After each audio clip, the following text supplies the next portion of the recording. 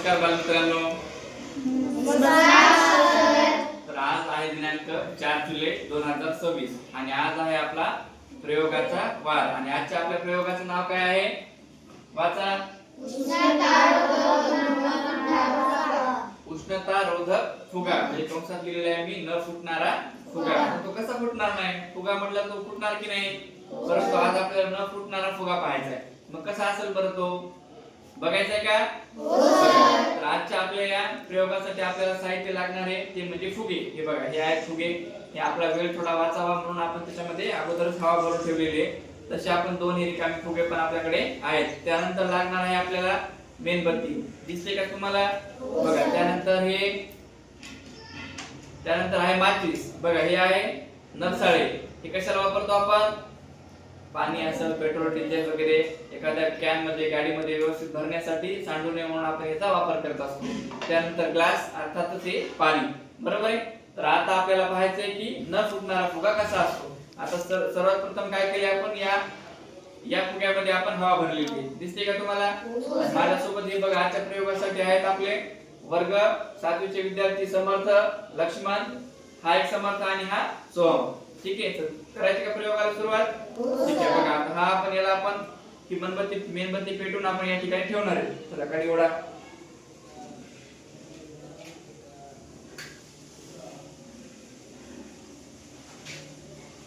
बघा, ही मेणबत्ती पेटल्याच्या नंतर तुम्हाला माहिती आहे याला कसं उभं करायचं? ही थोडीशी अशी तिरपी करून या मेणबत्तीचे थेंब आपल्याला या ठिकाणी टाकायचे आणि नंतर ती काय करते, या ठिकाणी आलेला आपण उभं करू शकतो. हे माहिती आहे तुम्हाला? बघा, आता काय करायचंय? सोपा प्रयोग आहे. बघा, आता अगोदर काय करायचंय? हे बघा, हा फुगा आहे ना, हा फुगा मी या मेणबत्तीवर पकडणार आहे. काय होईल बरं? बघा, आता बघूया आपण काय होईल. तर पकडू का? बघा, तुम्ही सगळ्यांनी निरीक्षण करा. बघा, जसं मी इथं जवळ येतो तेव्हा काय होईल बघा. काय झालं? सगळ्यांनी पाहिलं. आता परत आपण ती मेणबत्ती एकदा पेटवून घेऊया. बघा,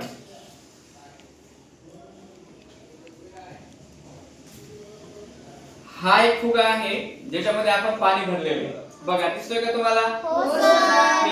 अगोदर त्यासाठी भरून ठेवले की आपल्याला इथं भरताना कशाच्या साह्याने भरले आपण? हे नळसाळ्याच्या साह्याने पाणी. आपलं साहित्याचा परिचय घेत असताना आपण या गोष्टी पाहिलेल्या आहेत. आता बघा, हा फुगा जो आहे ना, तर हा पहिला जो होता पांढरा फुगा तो लगेच फुटला. आता याला पण मी काय करतो, याच्यावर पकडतो. बघा, आता तुम्ही सांगायचे मला काय झाले. बघा, आता पकडू का? बघा, फुटते का? बघा, त्याला आग लागायली का? त्याच्यावर आग टेकलाय की नाही तो? बघा, किती वेळ झाला?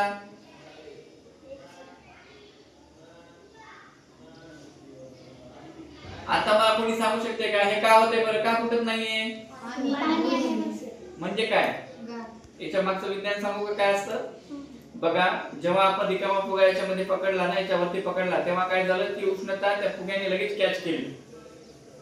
बरोबर आहे. आणि मध्ये गेली आणि फुगा फुटला. परंतु आता काय होते, या फुग्याला जे मिळणारी उष्णता आहे तर त्या फुगा न घेता फुग्यामधलं कोण घेते?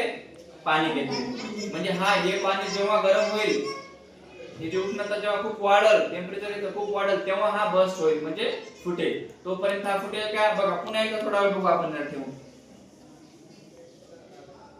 तो एवढा वेळ राहिला होता का पहिला फुगा? बघा, आता मी किती पण वेळ पकडला ना, तर खूप वेळाच्या नंतर हा फुटेल. तोपर्यंत हा फुटेल का?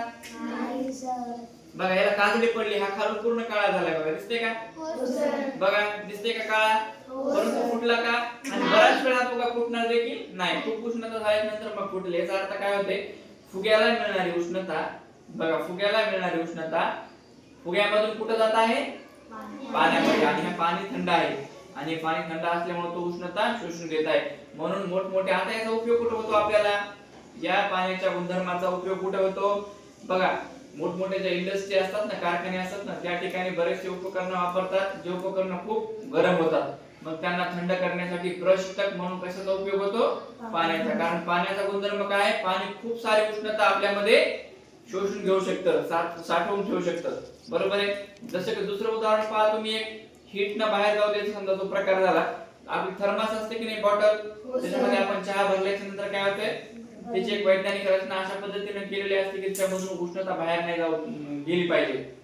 बऱ्याच वेळ आपण ठेवलेला चहा गरम देखील राहतो आणि थंड वस्तू ठेवली तर ती दीर्घकाळपर्यंत थंड पण राहते. म्हणजे काय होतं की बाहेरच्या वातावरणाचा आणि त्या उष्णतेचा कॉन्टॅक्ट बंद केलेला असतो त्या ठिकाणी. लक्षात आलं का? हो सर. कळाला का आजचा प्रयोग? हो सर. आवडला का तुम्हाला? हो सर. आता यानंतर आपण हा प्रयोग तुमच्याकडून देखील करून घेणार आहे. करायची का मग सुरुवात परत एकदा तुमच्याकडून? हो सर. चला पुन्हा भेटू आपण पुढच्या प्रयोगात. तोपर्यंत धन्यवाद.